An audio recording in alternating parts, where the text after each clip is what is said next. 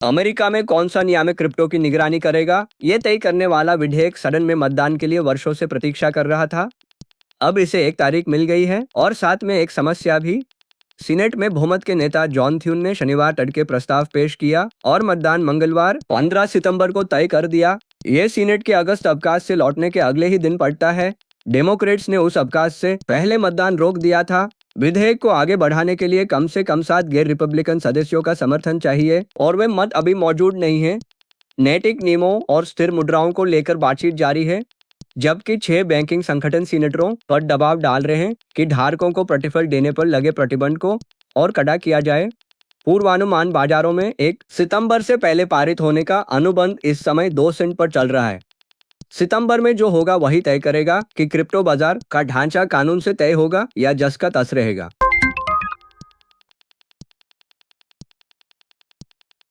Bitcoin भुगतान server चलाने वाले कुछ लोगों को यह पता चला कि उनसे चोरी हो चुकी है, इससे पहले कि किसी ने उन्हें बताया हो कि कोई छेद बंद करना है।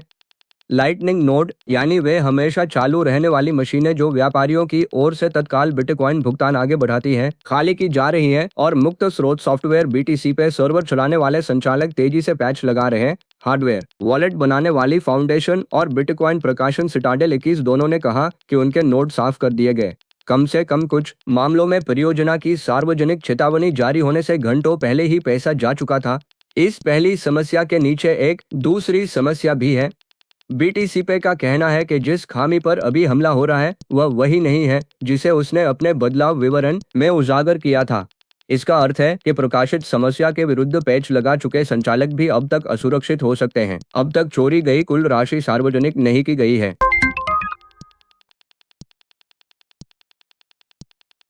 इस सप्ताह बिटकॉइन को हिलाने वाला आंकड़ा क्रिप्टो का था ही नहीं। जुलाई के लिए अमेरिकी रोजगार आंकड़े लान 23,000 पर आए।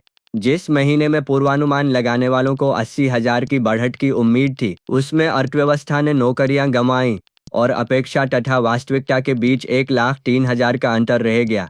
आंकड़े जारी होने के कुछ ही घंटों में बिटकॉइन $65,000 के पार चला गया। कारोबारियों का तर्क सीधा था, इतना कमजोर श्रम बाजार सितंबर में फेडरल रिजर्व की ब्याज दर बढ़ोतरी को उचित ठहराना कठिन बनाता है, इसलिए उन्होंने उस बढ़ोतरी को कीमतों से हटा दिया।